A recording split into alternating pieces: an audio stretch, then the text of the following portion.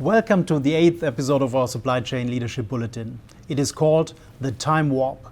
It brings us back to the history of leadership theories and models. Let's get right into it.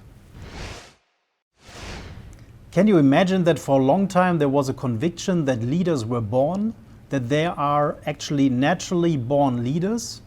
So you were either born as a leader or you wouldn't be one. In addition, this was in most of the times connected to the question in which family or which social level you were born into. This was called the great man theory. Fun fact aside, nobody, and I really mean nobody, had a parallel great woman theory in mind. This time is actually not as far away as we might think.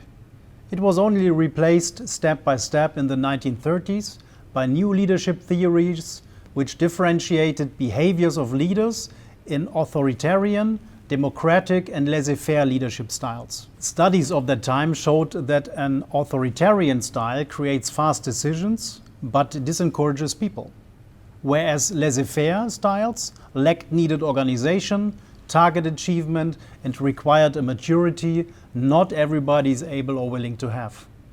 Both findings are still valid and play its important roles in the modern leadership approaches. The 1930s were as well the time when initial leadership trainings were introduced, at first in the military. I experienced and still see a lot of companies working on the situational leadership model out of the 1970s. It adapts leadership behavior to the different capabilities and motivation in a team or organization. This means that the ones being led just came into the focus of leadership theories less than 50 years ago. Quite hard to imagine, isn't it? The 1990s brought us the transactional leadership, which is still common in a lot of companies. Management by objectives, MBO, is one of the main tools of that theory. At the end, it is a swap of target achievements against financial rewards. And we know in the meantime that financial rewards do not automatically and sustainably trigger engagement and motivation.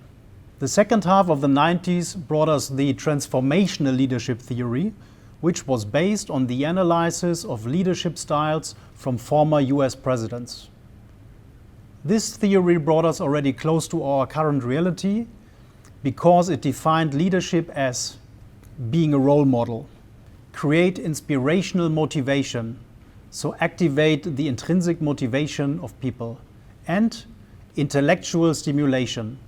For example, by supporting new ideas.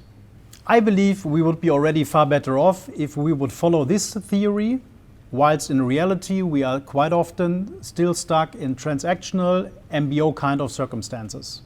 Latest theories on leadership can be summarized as new work, defining leadership more as a role rather than a hierarchy. Such leadership shall organize teamwork, be supportive, developing, and motivating rather than managing. Some very radical concepts replace hierarchies completely for 100% to self-organization.